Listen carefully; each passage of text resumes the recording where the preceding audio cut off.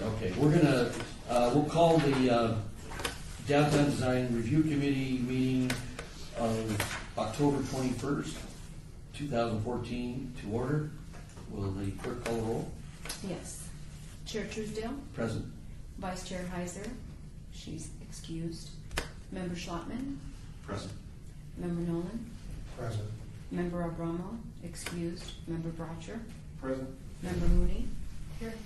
Thank you. We have a quorum of 5. This meeting has been properly noticed and is in compliance with the open meeting laws. And as such, there are agendas up here if you have any questions or need of one. We're going to open up item 3, public comment.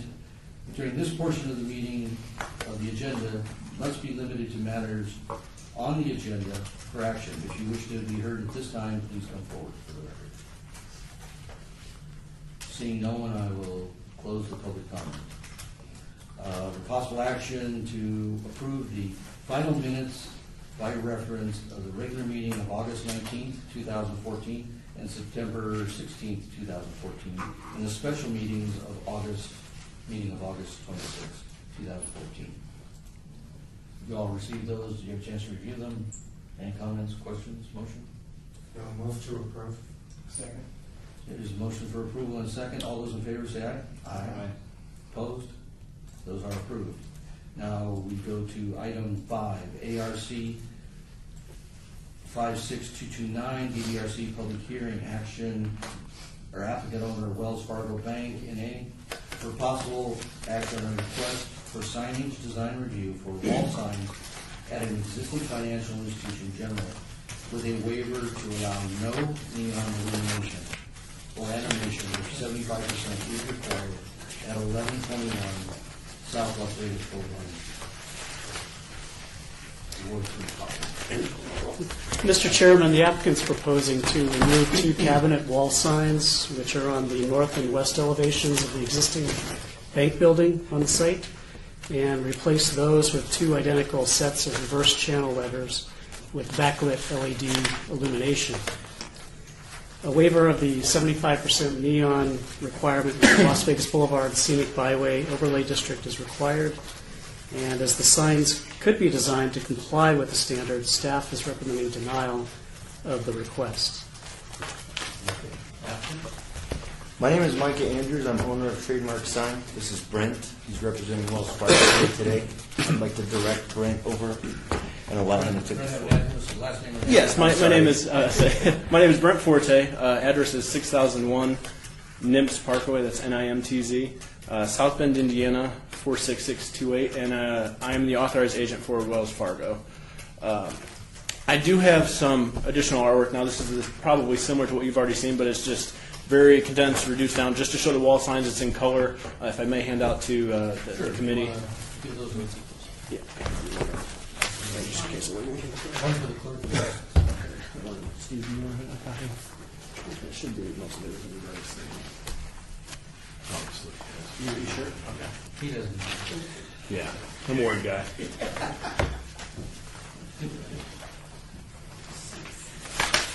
Thank you so much. Okay, and as those get passed around, obviously, again, we're here to discuss the site, which is located at 1121 South Las Vegas Boulevard. And I am actually the agent for Wells Fargo. We handle a lot of their site rebranding or when they do a national reimaging or logo change. We've been with them since when they bought out Wachovia, so we've done a lot of changeovers since about 2008, 2009. But what we're doing is we go through and we're updating the building facades. That's repainting to a lot more neutral tones, brown and widow brown and things like that. We removed the old logos, which is currently present at this site today.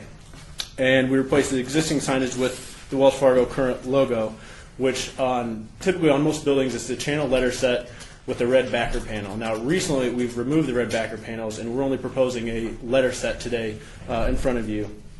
Now we feel that our new letter set that we are proposing, it is a little bit different than your typical internally illuminated channel letters, because what we're proposing to keep in line with the intent of the scenic byway and the 75% neon is also is to propose a halo illumination or a reverse lit, so that actually provides backsplash along the facade, and so it still gives the look and the feel of the neon, similar to what's surrounding the other businesses in the area, but it still conforms to our typical logo and identity in the evening hours. This site in itself deals with a few issues. You have the vegetation in front of the building, and if I may have you turn to page 2, it's the aerial view. Now we are proposing the two changeouts, the sign on the north facade and the west facade. Now you also notice that our building is set back significantly more than most of the other uses in their buildings in the area. We have the motel or the hotel just south of us, and then the Walgreens just north of us. So I can't say that my personal experience is similar to others that travel, especially given the amount of motorists that are from out of town. But this side is very difficult to see, especially when heading northbound. We do have a pylon sign, but it's within the trees and it's very easily missed, even when illuminated in the evening hours.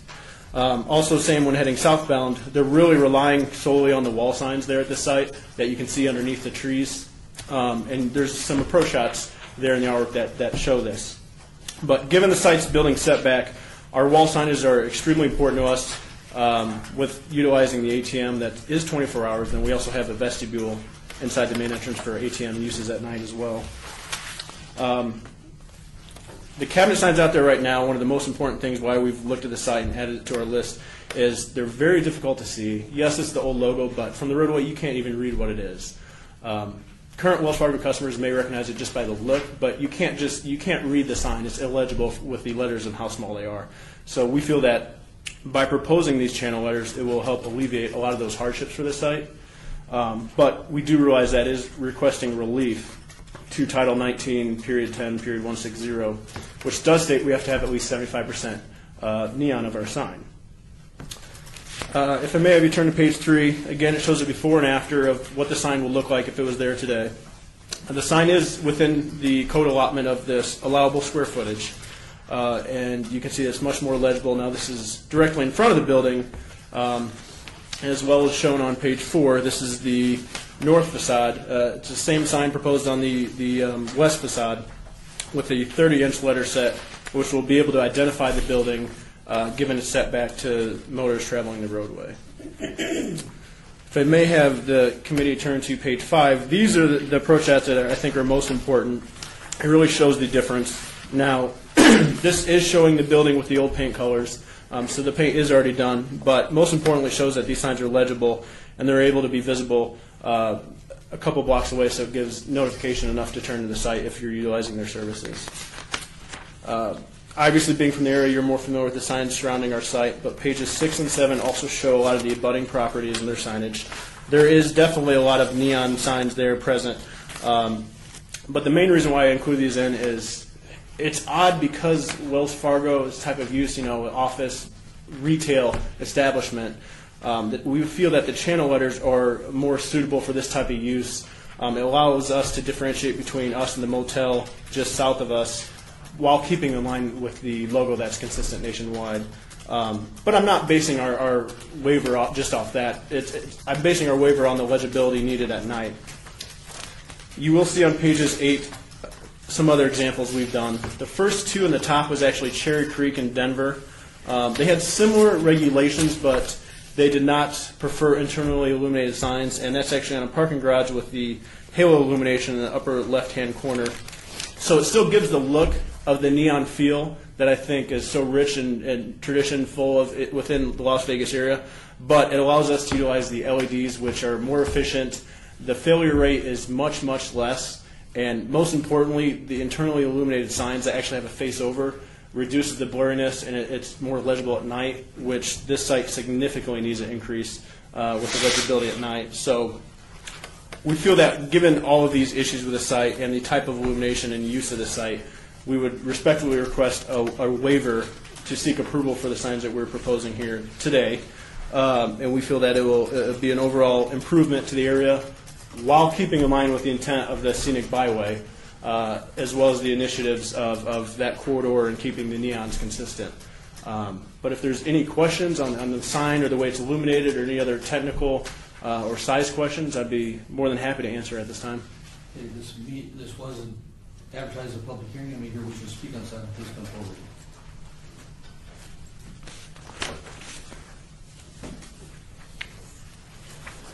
Thank you. Steve Evans, 1705 Cochran Street, Las Vegas, Nevada. I'm here to speak in opposition to this. I went on the website and looked at the renderings, but I was most concerned about the justification letter, which the gentleman doesn't give me any reason to want to think that you would be entitled to any relief other than we want our brand. But I was struck, and my concern is primarily about the possible chipping away of byway and the possibility that at some point we'll lose our federal scenic byway funding.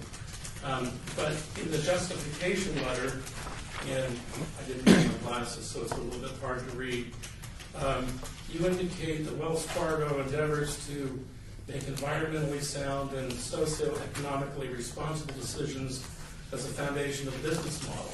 Over the several years, Wells Fargo has made strides in establishing a brand committed to minimizing energy consumption and et cetera, using state-of-the-art for the good of the planet, LEDs, et cetera.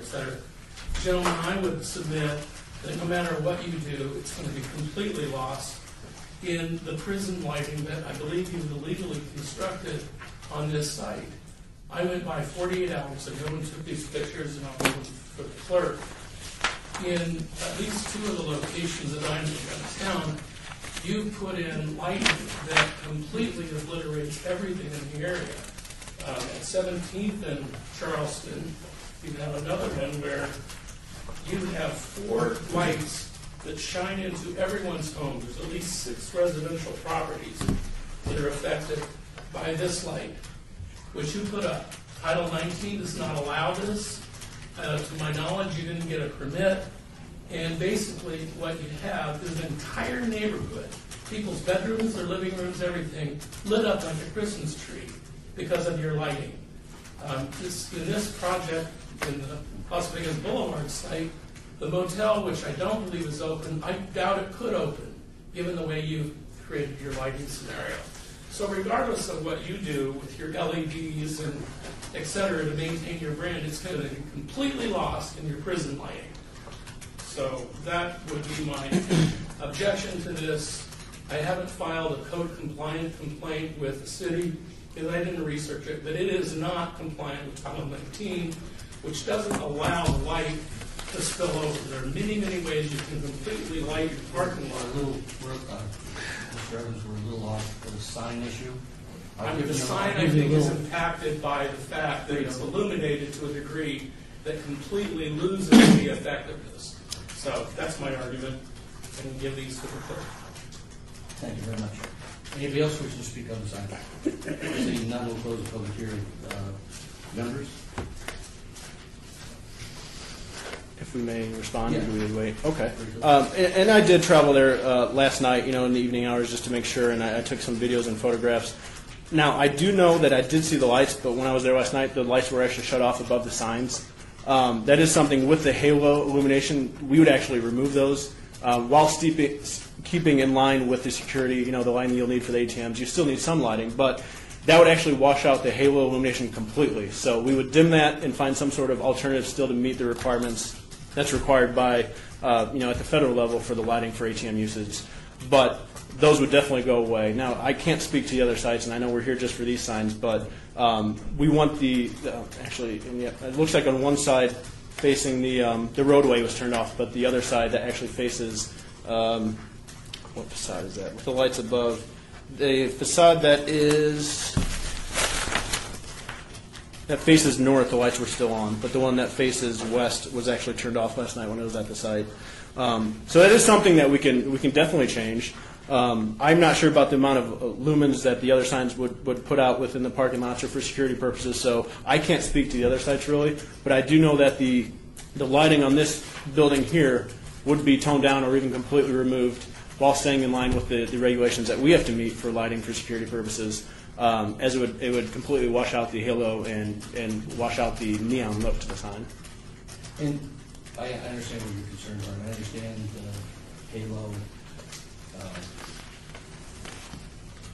But we have a lot of people coming through this community, talking about the halo as an alternative to the neon. And in a lot of locations, I would say you're right, it's an attractive type sign. And this corridor becomes very difficult for corporate branding to be 100% what the user wants because of the weird terms of the scenic byway. And with the scenic byway, we have, for a reasonable cause, we have some flexibility, but it really is our history, our heritage, and the neon, the sign-making art, and really what goes into why Las Vegas was unique at a period of time, and the desire to keep that. Right down this road, if you go north, it'll take you right to the Neon Boneyard Museum, which again is a critical community asset.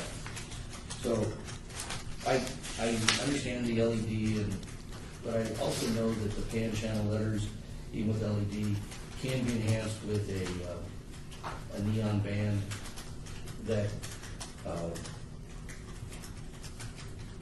if properly maintained, I understand the neon will last a lifetime once it's properly done. So it would be my belief that it wouldn't compromise your brand and your logo imaging to have that neon. I'm not saying the whole sign, but at least an outline that pays homage to the neon environment. I honestly think you could open the pans up and use neon in there, and you get a great light out of it. Actually, you get everything you have today and maybe more, because the neon does come up with a different.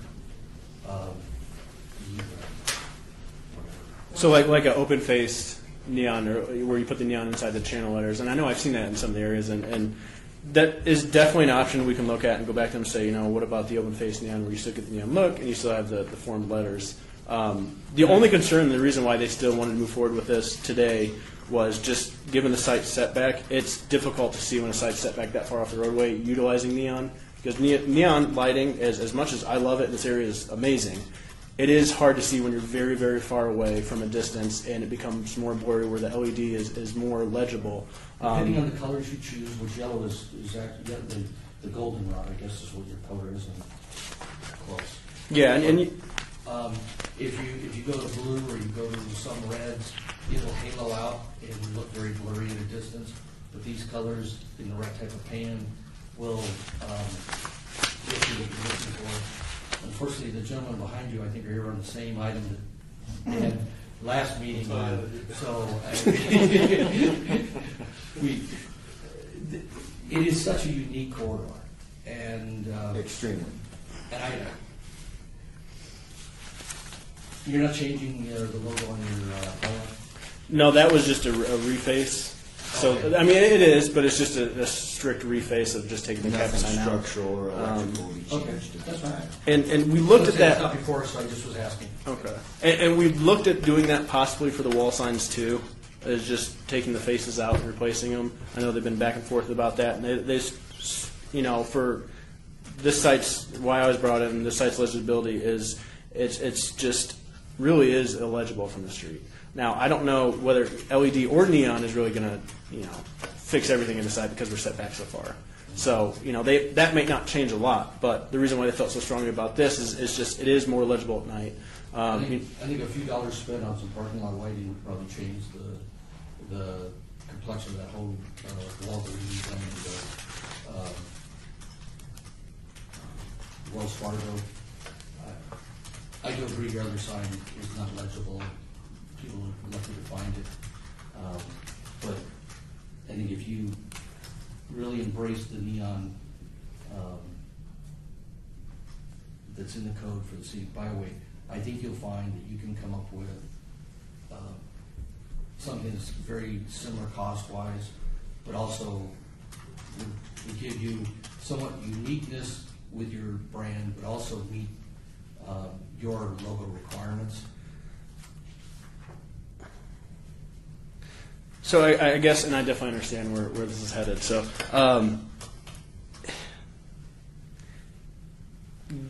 given our site's a little bit different now, I know a lot of sites are very similar, located along the roadway. If you want to wrap neon banding around That's the what I'm- building on all the roof points, I don't- like a lot of buildings would, then you might meet the neon requirements, and then the sign you want might fit the code. But it would add a great enhancement to the building, and I think would give you your image set back from the street. But it's not our job to design this for you. Sure. It's just, Would that probably count with square footage? If you did something like that, would you count the band as part of the Actually, square to footage? clarify through, oh, maybe I was going Mr. Chairman. That's fine. Well, that's actually not. it might enhance That's not the a bad chances of idea. getting You know, approved, but it doesn't meet the sign requirement for the 75%. Okay, so it would be counted as a separate structure or separate. It's just decoration on the building. Okay. Anything, if we find a way to make it a win-win for everybody, we Sure. can see if I way what we want it to be. Well, we definitely want to do that too. We don't want something that. Any other comments? Just it's, I mean, everybody's about to correct me too, but the DDRC's been around 6 years or so. And so a lot of these signs don't have neon because it wasn't required at that point. A lot of them did have neon, but as we move forward and if we want to continue with the scenic highway and seeing it be pushed to the next level of going all the way down Las Vegas Boulevard and seeing the neon signs, having an animation or having that neon or something kind of overrides just brand from the way that I see it and respect it. We want to keep the brand, but there has to be a way. I mean, a lot of these bigger corporations have found ways to make it work, and so I'm sure if you go back to the drawing board, you could probably figure something out. Okay, so I guess, and we definitely want to do what's right with all of you, and something that fits within the corridor too, while keeping consistent our brand. So maybe it would be most appropriate if we did similar to the other applicant, is continue and table this, so that we may come back with a more appropriate design. They went and did a new application. No. I think it'd be appropriate to hold this Okay. for 30 or 45 days. These meetings are rather flexible on their scheduling, Okay. based on demand, but if you tell us 30 days is appropriate, I think that would be something this committee would, I think that would work, and that would give us, a good couple weeks at least to go back and. If the applicant, if we were to table this and they came back with something that's totally different and doesn't meet the header as it's currently posted, would it be a new header? I mean, are we going to take action on this and approve, deny, or versus? If you table this, then it has to come back as it was, notified, unless you change it all up again. And again, there's no notification fees like we have for planning commission, so I was just looking we don't for change it up 30 that way. days for them to take our comments into account and maybe correct what they've submitted. Yeah, Chairman, the question is, Advance. is there an open meeting law violation if they come back with something that is substantially different than what they present to you today? No, based upon what I'm reading here, the answer is no. Wall signs in an existing financial institution, general with a waiver to allow no neon illumination animation where 75% is required. What Steve said earlier was that if they banded the building, that doesn't impact the 75%. It's still a waiver. It's still a waiver of the 75%. Is there a question as to does the public get the same amount of notice for this new item? Well, that's kind of a different question.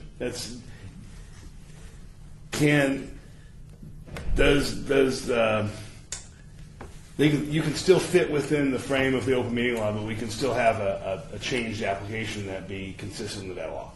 Yeah, because if we did the open face, like for example, or hypothetical situation, we did the open You can do face so. and reduced, hopefully it does meet the 75. If we put the neon tubing within the letters, would it actually be the entire letter that's open face, or just the tube that would be measured for the 75%? Do you know how you guys typically?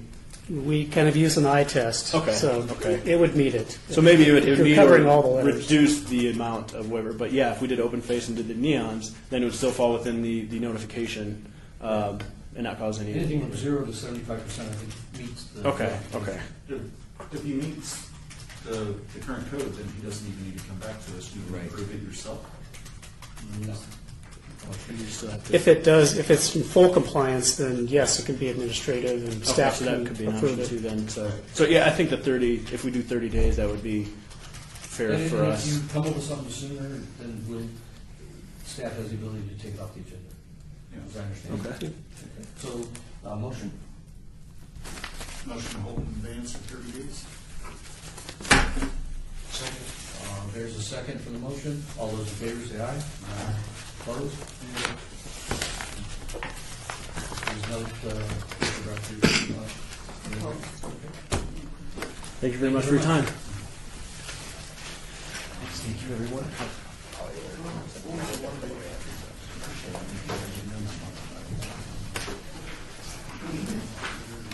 Oh, and that is something too. We'll look at the lighting. I'll take them back and let them know because they'll have to change either way. So we'll make sure to include that. It's just an informative. Our good system, Mr. Evans, is always bringing these things to our attention, and we I don't have appreciate it. control over that. But we can look at this. All right. Now we go to item 6, ARC 56113, DDRC public hearing, applicant owner Tahir Development LLC for possible action on a request for a master sign plan design review for an approved commercial development with a waiver to allow no exposed neon on the portion of the proposed sign where the 75% is required at the northeast corner of Sarah Avenue and Las Vegas Boulevard, Ward 3 Coffin. I am, as I did with that, I am going to abstain on this item as much as I'm a property owner next door and have an ongoing relationship with these individuals. So I will turn the meeting over to, Okay, so Chairman, real quick, just so you know, it'll take 3 to pass. Because there will be 4 that vote. you're good at it. Mr. or Courtney, Member Mooney. This master plan, sign plan for the approved commercial development, which includes the Walgreens and several other smaller tenants, was before DDRC in August and was denied based on the use of LED signage in lieu of neon signage. The current request changes the neon simulated Walgreens script signs, which there are 2 of, and the tenant signs, which there are 14 in total, all to expose neon. The other signs would remain as previously proposed, and they would still need waivers of the scenic byway standards. Again, overall, this is an imaginative and coherent sign plan. However, they still are requesting the 2 large LED boards and the W logo sign, which is not neon. Therefore, staff's recommending denial because we are wanting to see that conformance with the scenic byway overlay standards.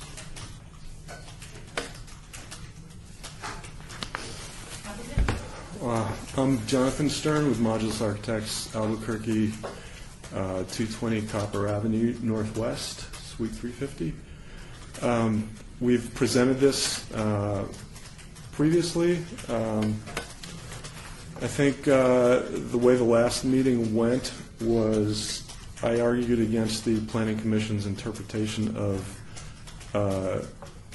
whether or not animated signs meet the scenic byway ordinance, and I still believe that in order to meet the scenic byway overlay district ordinance, which does allow for animated signs in combination with neon signs, I think we're still compliant, and I'm still a little confused why the Planning Commission is recommending denial. But we did hear in the last committee meeting that more about the intent of the ordinance itself and how the committee members felt about it in terms of using actual neon and the extent of which we were doing that. So the largest script signs by far are the Walgreens script signs. We went to Walgreens with the owner's permission and requested that they allow those signs to be neon in reverse channel letters. There was a little discussion back and forth, and we sort of indicated that the city may not allow them to have anything but that. So they said, okay, we've been required to do them before, even though these are bigger signs than their typical ones. They're okay with it. And we also changed all the other tenant signage to be required to be reverse channel letters with neon. So, I mean, essentially that's what we did to try to conform with the intent of the Las Vegas Boulevard Scenic Byway Overlay District requirements. And the bottom line is we want to get approved. We have to get approved because Walgreens has to be in there by the end of March. So we went as far as we think we could to make a viable project and still satisfy the committee members that were complying with what they feel the intent of the ordinance is. The bottom line is if there are still issues, we'd like to discuss them, but at this point I think we should be there in terms of being able to get waivers for approval. Comments from the motion? Public, Public first. I have a script. Any comments from the public? Seeing none. Question, last time it was LED rope lighting, right? And that's That's been correct. changed To true neon, true Okay. bent neon. My comments to be real short and sweet. Last time I was in support of it, nobody else was. This time I'm supportive of it. You changed everything to neon. I think the LED boards are animated. In my personal opinion, it meets the intent of what we're doing and the code, so I have no problem supporting this.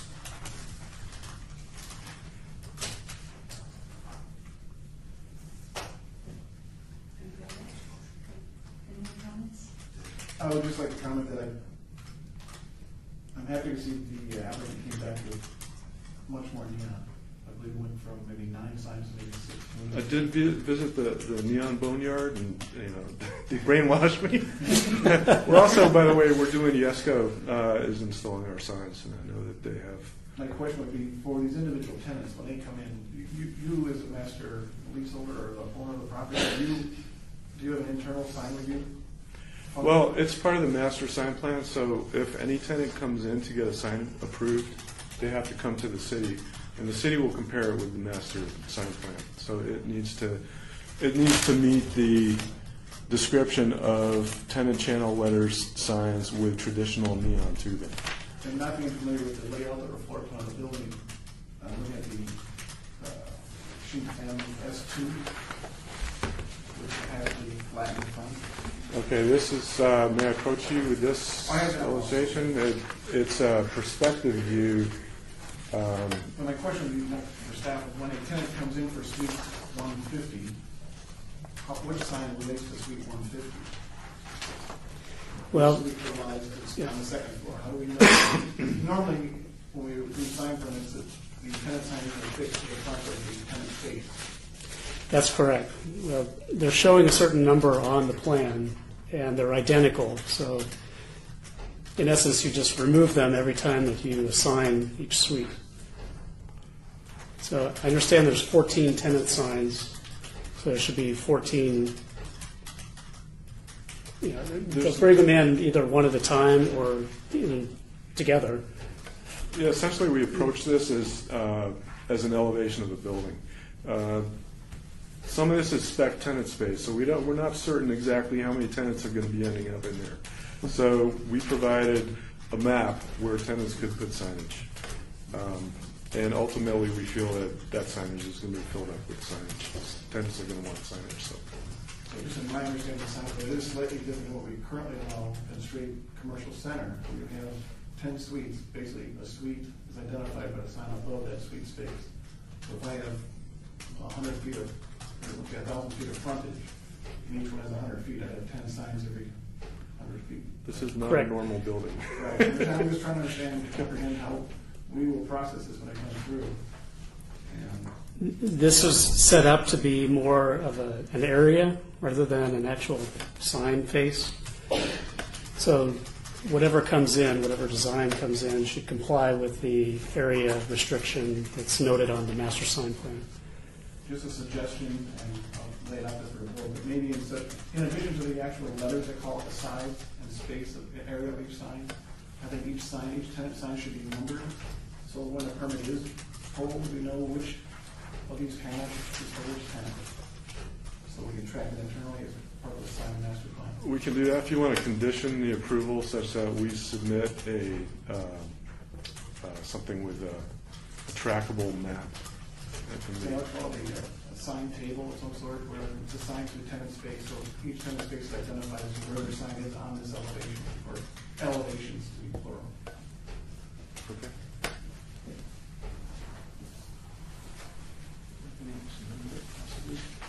Any other comments from the commission? Do we have a motion? Make a motion to approve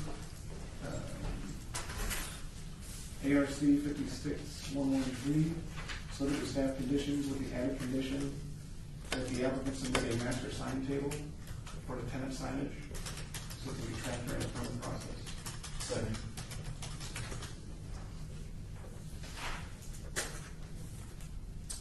Motion made, second. But yes, Commissioner.